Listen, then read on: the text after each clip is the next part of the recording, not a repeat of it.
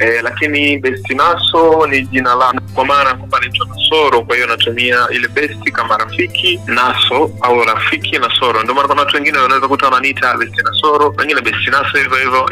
Naweza nikasema ni mkubwa lakini si mkubwa sana, kwa sababu mimi nimezaliwa mwaka 1989 tarehe 12 ya mwezi wa 12 ndio siku yangu ya kuzaliwa.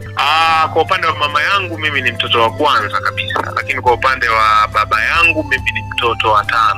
Nilichanganya mikoa, lakini mara ya mwisho nilimalizia Mara, na kwa bahati mbaya unajua sisi ni wale watoto ambao kidogo tulikuwa watu kuna mambo fulani hivi zilitokea, ile force kuua vizuri ni moja wa watu ambao tulipata kikesi fulani hivi, unajua tena maisha ya ujana tukawa kidogo tumekimbia, lakini maisha yamekwenda hivyo hivyo. Kwa hiyo kwa kiasi fulani watu wengi wanajua, hususan wenyeji wa Mara, kumetokea nini ukizungumzia hiyo miaka yetu ambayo sisi kidogo tulikuwa tunaishi. Kuna vitu vingi sana vilitokea, lakini tunashukuru tuko mpaka sasa na maisha yanakwenda. Yes, babu yangu alikuwa anapiga baadhi ya vitu vya asili, mfano kuna magitaa ya zamani yale alikuwa anaita mabutungwa, walikuwa wanapiga sana. Kwa hiyo babu yangu ana hiyo chembe ya hiyo hali ya uimbaji au muziki. Hajawahi kuwa mwanamuziki wa hivyo kwa maana ya kujulikana, lakini alikuwa akipiga wa asili. Nilikuwa na marafiki zangu fulani hivi, unajua tena ndio maisha, nakwambia wakati mwingine kuingia kwenye ujana kidogo kuna kazi. Nilikuwa ninajichanganya sana kwenye vijiwe vya washikaji ambao wanavuta bangi kipindi hicho, na muziki kipindi hicho ilikuwa ni kurapu. Kwa hiyo walikuwa wana rap, nilikuwa nikuta wana rap, alafu ndio shajichanganya na mimi mwana makundi tena, unajua zile inabidi ili uonekane mjanja na wewe unapiga bass nini.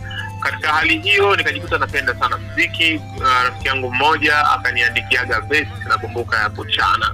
Kipindi hicho nikajifunza kuchana, lakini wakati huo nakumbuka ni kipindi ambacho walikuwa wanafanya vizuri wale walikuwa wanaitwa Mabaga Flesh. Kwa hiyo katika hiyo hali ya hivyo nilipendaga ile ngoma moja inaitwa nimekufia nimekuzimikia nini, unajua zile Mabaga Flesh wamepigika. Kwa hiyo nikawa natumia ile melody kutunga wimbo ambao ndio huo nimekuimbia hapo.